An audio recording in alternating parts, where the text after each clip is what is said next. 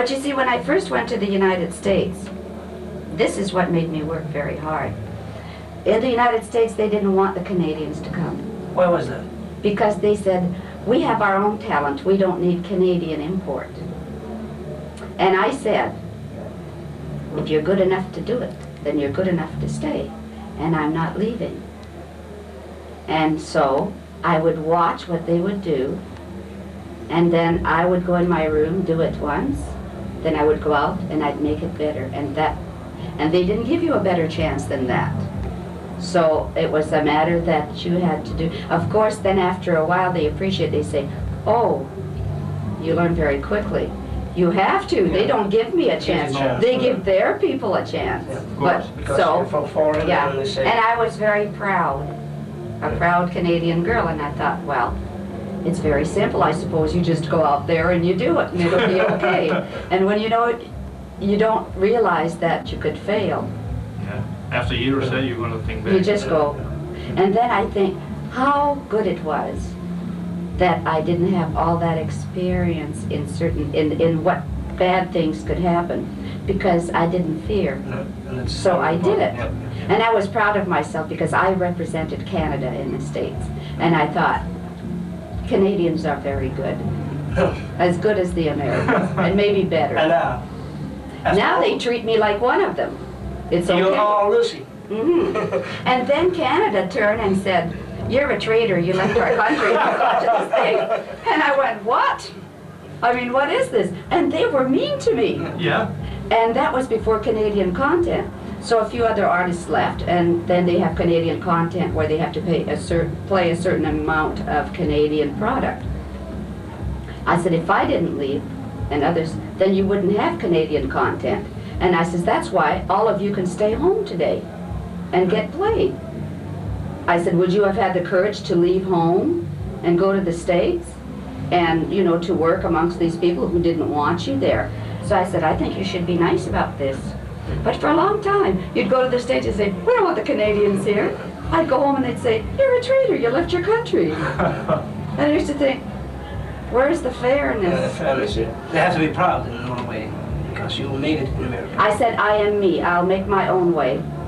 And someday you'll recognize that I'm proud of my country, but that I have the right to work anywhere I want to work. Free world. Yeah, I believed in that, and I still do. I think you should be proud, and you should not have to do what everybody else tells you you have to do. You have the right as a human being to say, I don't want to do this. Why you took another name? Oh, I could tell you a great big fib, but I don't think I will today. I'm just fooling. Actually, my name I was born with is Lucille Marie Raymond Savoie.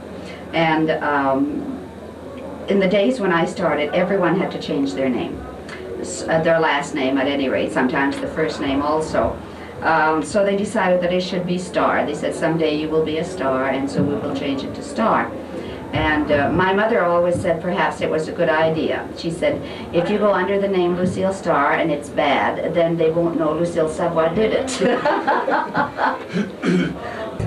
You're now on tour. How long does this take, this tour?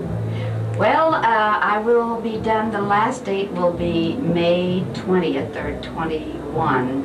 I'll be gone 5 weeks in all. A month? More or less a month? Yeah. In which countries are you going? Well, I was in Switzerland, and then we stopped in Germany, but mostly all through the Netherlands. Oh, with your comeback now here in Holland, it's amazing that the auditorium is still full if Lucille Starr comes.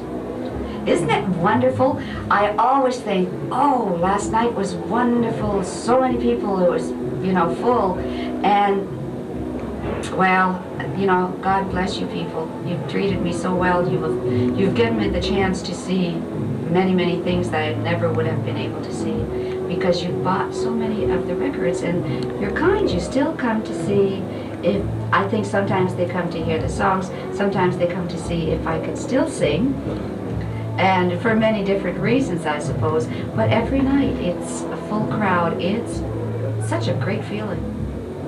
You had all the success in the world. Why now again on tour? I don't know how to do anything else.